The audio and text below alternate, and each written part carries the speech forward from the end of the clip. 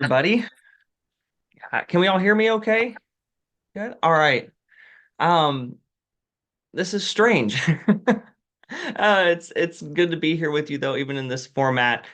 Because we're on Zoom, I've got a bit more of a meditation than a full-blown sermon for you today. But I want to start with a children's sermon. Short. I look through the screens. I can't tell quite if we have any children logged on today or not.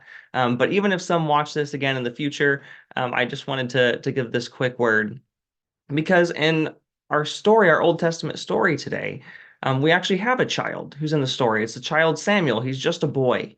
And Samuel in the story hears the voice of God. Now, Samuel, when he hears the voice of God, he hears it like it's spoken. He hears it with his ears. And he thinks it was Eli who was talking to him. But Eli ends up telling him, no, God is speaking to you. And lots of people have heard the voice of God, but not a lot of people hear the voice of God with their ears a lot. Our ears usually aren't the thing that helps us hear the voice of God, but there are other ways too. And one of the best ways for us to listen to the voice of God is with our hearts, with the things that we feel, with the things that we know in our hearts. For example, um, if you have ever felt thankful for something, or if you've ever felt joy in a sweet moment, that's God speaking to you. If you've ever felt the desire to help someone who was in need, that's God's voice speaking to you. If you have ever seen a friend who was hurt and that made you sad, that's God speaking to you. If you saw something done that was not fair and it made you angry, that is God speaking to you too. All these things that we feel in our hearts, that is ways that God's voice speaks to us. Okay? So think about that this week. And when you feel things in your heart, remember, oh, this can be God's voice speaking to me. So for those of you that are turned in, thank you. I'm glad that you're here and I hope you're enjoying your snow day. Now for the rest of us. In our gospel story today, before Nathanael meets Jesus and is called to be a disciple, he hears that Jesus is from Nazareth. And his response is classic. Can anything good come out of Nazareth? This question sets the scene for a conversation between Jesus and Nathanael that could really be read in a myriad of ways. Is Nathanael being serious or sarcastic? It kind of seems like he's at least being rhetorical, and maybe it seems like he's even, just joking, kind of like maybe an off-color joke you hear around the Thanksgiving table. Regardless, his question reeks of prejudice. This story happens in the first chapter of John's Gospel, and since we've only recently completed our Christmas season, you might be thinking, wait, Jesus was born in Bethlehem, not Nazareth. Well, not in John's Gospel, he isn't. John's Gospel doesn't carry a birth narrative like those in our Christmas story, and as a result, he attributes Jesus to Nazareth. Nazareth in Jesus' day was a small rural town located in the area known as Galilee. In general, Galilee was despised for being poor and having a mixture of non-Jewish people, Gentiles who lived there. And Nazareth itself, according to our best estimations, probably consisted mostly of poor farmers and shepherds, just a few hundred people at most. Now let's pause for a second. Let's see if we can place ourselves in Nathaniel's shoes when he asked that question. I know that many of us have connections to rural areas, myself included, but in truth, we are mostly city folks now. So take a second and think honestly. Have you ever had a thought like Nathaniel's? Have you ever heard of or seen or thought about a small rural town and thought, could anything good come from here? Or maybe it's the same thought, just phrased differently. Something like, why would anyone want to live here? Or someone who's from here really never stood a chance. Recently, for about 2 years, my wife Becky and I live down in Estacada, where she is still a teacher. And I can't count how many times when I told someone from Portland that I was from Estacada, I heard this joke in response. Oh, you mean incestacada? Yep. I think we can all understand a bit where Nathaniel is coming from. That prejudice still lives within us as well. But the author of John's gospel sets this scene for us on purpose because the theme of unexpected people coming from unexpected places is a major one in the opening chapters of this book. In just the first 4 chapters, here's some things that happens. Jesus is said to come from the poor rural town of Nazareth. The prophet John is baptizing people out in the wilderness.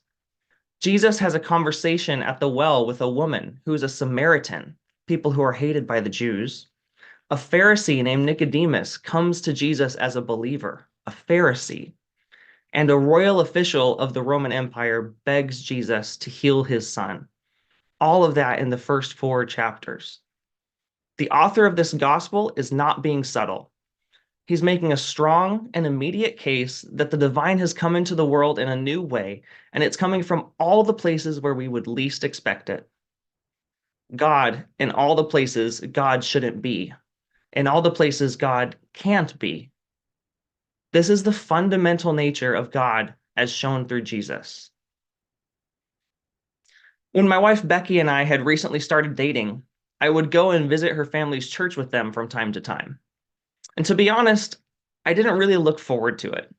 But an important part of the relationship at that early point, especially with her family, was showing them that I was, in fact, a good little Christian boy. And there were so many things that made me uncomfortable about that church. I remember when I first walked into the building, instead of a coffee bar, there was a coffee shop. I think it was a fundraiser for the youth group, but it felt weird paying for my mocha before worship. I remember looking around the entry area and being uncomfortable with how overwhelmingly white the congregation was. And the sanctuary was massive. This was a big church. It was a giant rectangular room with about 3,000 chairs in it. No exaggeration. And there was a large 5-foot tall stage front and center. On the walls on either side of the stage were these enormous projection screens, which were fed live video of the service from multiple TV broadcast quality cameras mounted in the back of the room. The worship music was played by a band of at least 10 people with several guitars, keyboards, a drum set, and 5, maybe more singers up front. I didn't necessarily mind the contemporary style of the music, but I found myself refusing to sing along with most of the songs because I didn't agree with their theology, or I was just plain tired of singing about the same old overused metaphors of lions and lambs and ocean waves. And I don't think I even mentioned this. This church was in the Pentecostal tradition, Pentecostal. So worship was a bit more physically expressive than I am comfortable with. And I remember that the pastor was former military, which isn't a bad thing in itself, but I remember that every single sermon he preached had at least one military story or metaphor, which just rubbed me the wrong way. I tell you all of this because one day I was standing at my seat on the right side of the sanctuary, not singing along with the song being led by the worship team, and I had the most strange feeling come over me. I was in the presence of God. There, at that church, with those people and that pastor, I was in the presence of God. It was tangible, it was overwhelming, and it felt wrong. All wrong. Because for the last couple of years, I had spent my life studying all the right things to think, the right ways to do church, the right topics to preach about, the right theologies to teach. And this church was getting it all wrong. Doesn't God know that they were making a production out of worship? Doesn't God know Jesus refused to take the military route? Doesn't God know that they are misinterpreting the Holy Scriptures? They were doing it all wrong. I knew it, so God should have known it. So God shouldn't be there, right? But God was there. It was one of the most real encounters with God that I've experienced in my life, and it lives with dissonance within me to this day. That is how God works. More specifically, that's exactly what we are told to expect when we see God through the lens of Jesus. The divine shows up in unexpected times, in unexpected places. Sometimes it looks like heresy. Sometimes it breaks every rule. But even in the darkest, most broken places, the divine breaks through. This is the redemptive nature of God. My favorite band, Switchfoot, has a song that says it this way: Your scars shine like dark stars. Your wounds are where the light shines through. So let's go there, to that place where we sing these broken prayers, where the light shines through. The wound is where the light shines through. When I say that the nature of the divine, as expressed through Jesus, is redemptive, I'm not talking about something that God does for fun. It's not every once in a while. It's every day, all the time, in all ways and all places. Nothing is too broken, too far gone, or too messed up for the Spirit of God to show up there in a radical way. What would the world look like if we lived with that knowledge? I wonder what the landscape of Palestine would look like if Israel believed that God might just be there in the middle of Gaza. I wonder how we would treat the planet if we saw the climate crisis not as a threat or a condemnation, but instead as the voice of God calling out to us, telling us we can do it, and guiding our best minds to lead the way. I wonder what our politics would look like if it weren't so compartmentalized in our division. Is it possible that God could be working through that other party, the one that won't get a single one of your votes come November? And how would it change the church if we believed this to be true? That even when a form of religion has done deep personal damage to us, that God can still be there in the midst of them without a doubt. What if there wasn't even a them and an us?